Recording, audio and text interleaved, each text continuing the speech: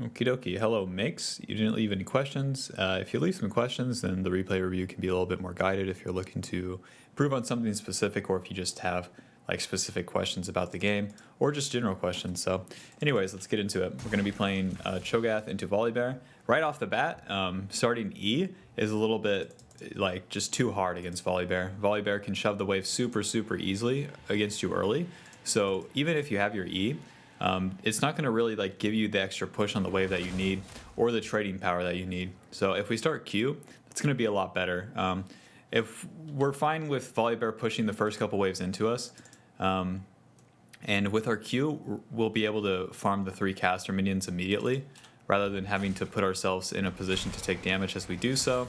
Because just right off the bat here, we're going to take the empowered W, so that's 89 damage, and auto attack, that's a lot more damage, and then that with the passive going as well.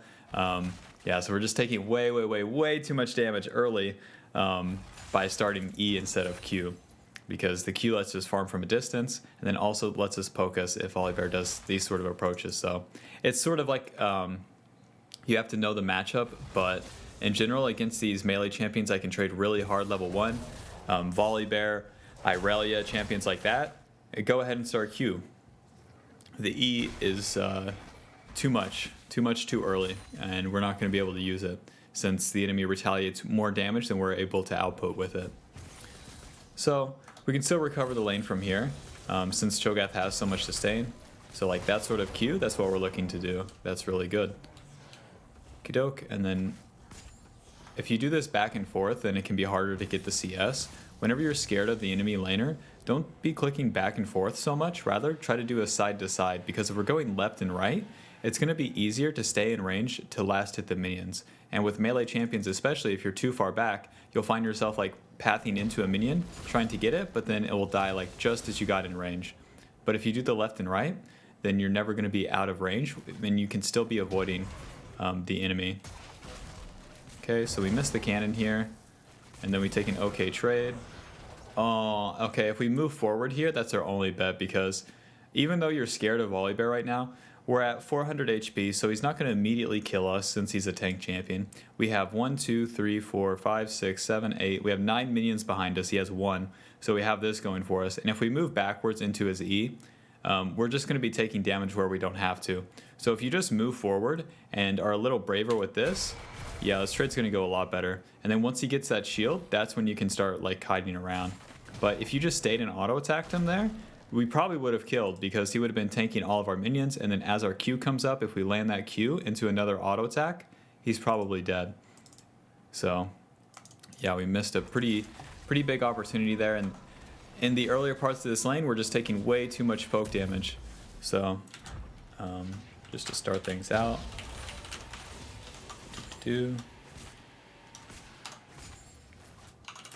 don't get poked so hard in lane. But this also comes from like knowing the matchup knowledge, so this all went so wrong just simply because we didn't go Q instead of E. Kidoke, mistime the Q.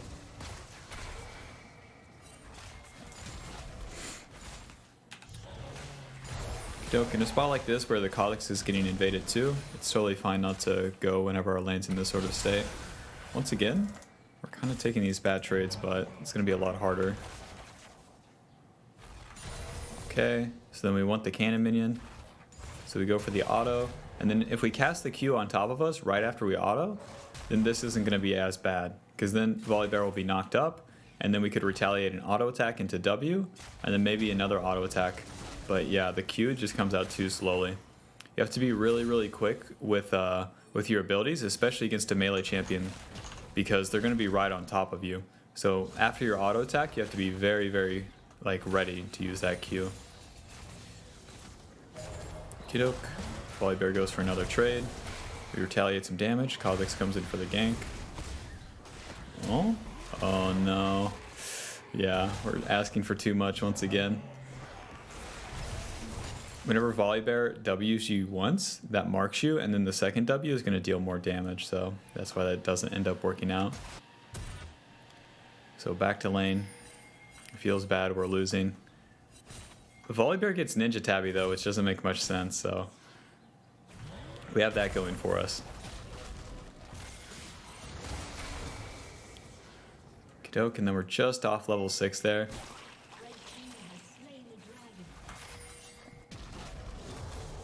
Okay, misjudging the Q damage. Even in matchups like this, you could put more points into the Q early. But yeah, that's the Ninja Tappy to Bramble Vest Volibear. You'd love to see it.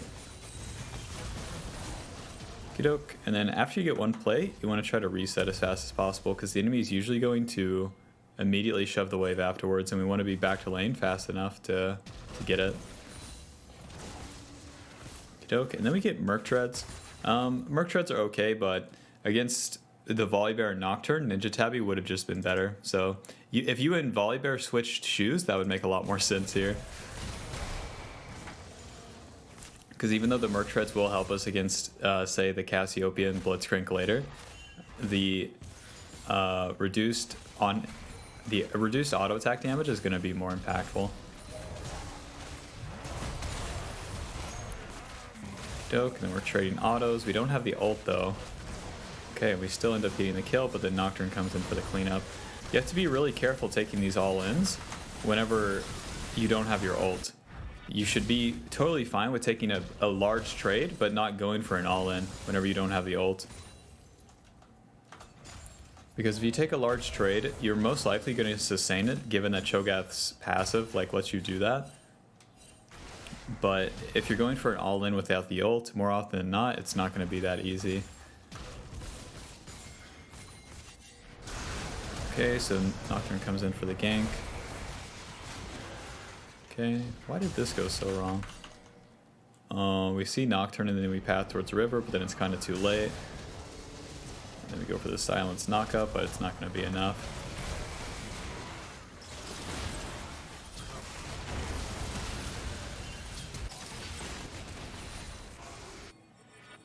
Doke, so now we have the Balmy Cinder back to lane.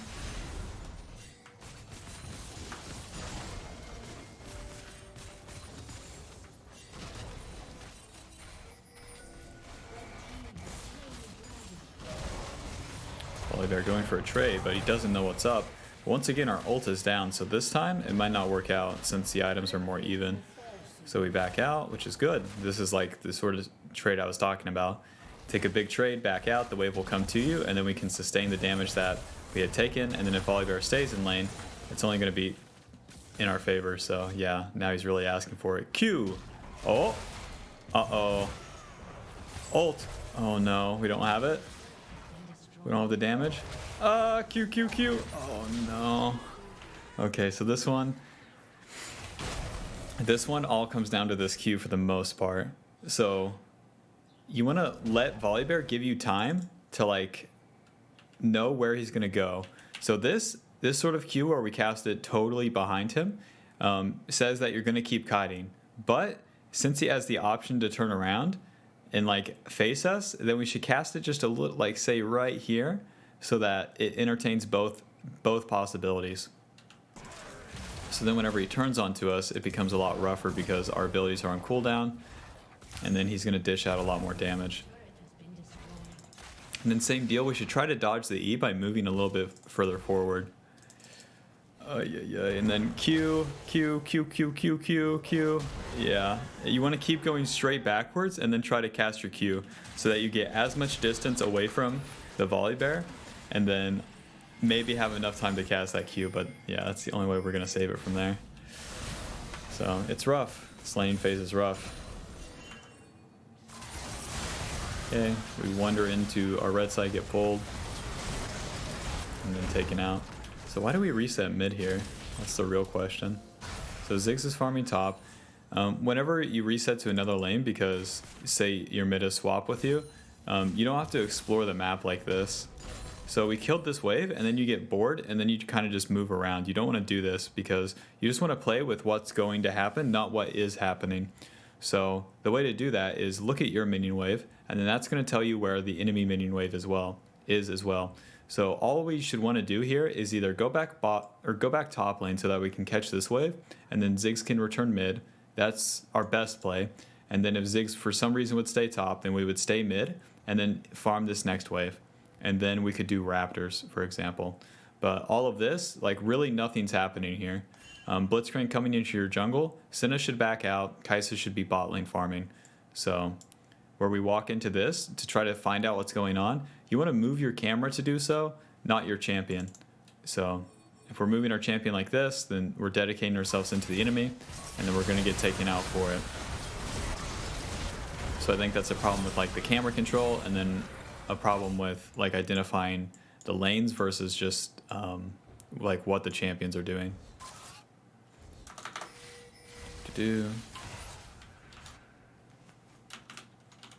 Try to view the lanes, not just the champions. The campions.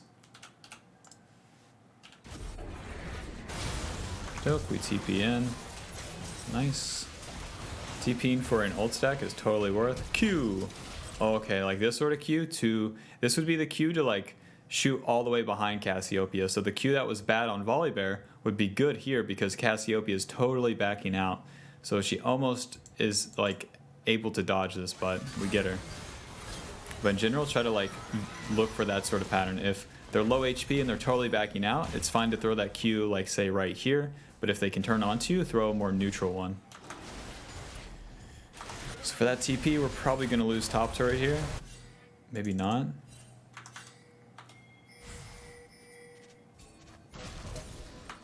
Wow.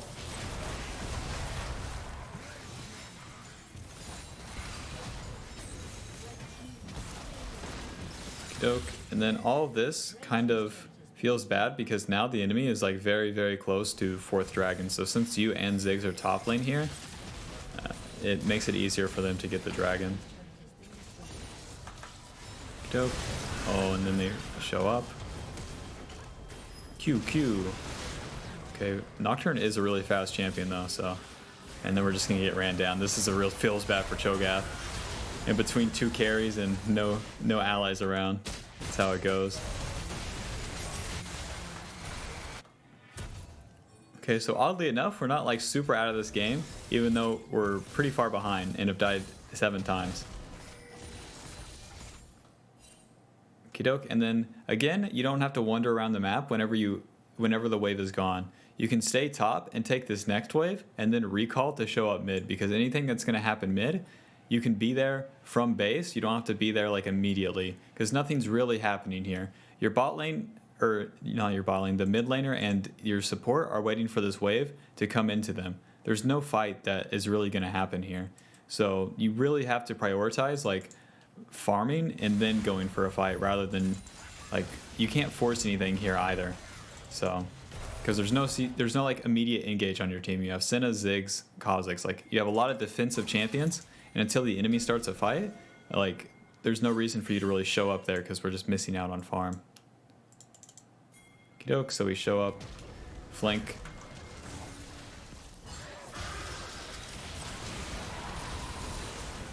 Doke, so this is good. This is good because they were trying to attack the Kai'Sa here. So they have the Nocturne Cassiopeia come here, and then since they're so far up the lane, it becomes a lot easier. But where they showed mid, there was no reason for us to show mid, but then where we literally do a world tour of the map here and then end up bot, like, and then they stay around too. And then it's okay. It's okay to try to punish the enemy laner whenever they're trying to attack your allies, but don't try to force whenever nothing's really happening. So let's go ahead and take a look at these dragon fights, and that's going to be it, because it really looks like these are what decides the game. So yeah, even if we're behind on Cho'Gath, we do have the luxury of being a tank where our items are really, really cheap. So like just where we're sitting on Frostfire Gauntlet, Thornmail, and Negatron, like we're actually pretty close to a full build anyways, just having the stats behind it without the passives or actives. Okay, so we eat the traps, go for a Q on the dragon when you should be trying to Q the Jinx. Okay, and then we walk in, trying to get the feast, and ult. Oh, don't auto attack. Okay, okay. Close enough.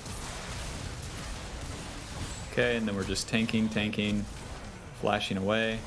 Yeah, I don't think we should flash this way. If you're going to try to flash away, you should flash towards your allies so that you're pulling the enemy towards your allies. Because here, we're just pulling the enemies away from our allies and then that's giving them more safety, because once they take us out, then our allies can maybe not get to them. So here, they actually do just clean them up, but in general, you want to try to pull them towards your allies, so whenever you go down, your allies can finish them off, especially if you dealt a lot of damage to them prior. Okay.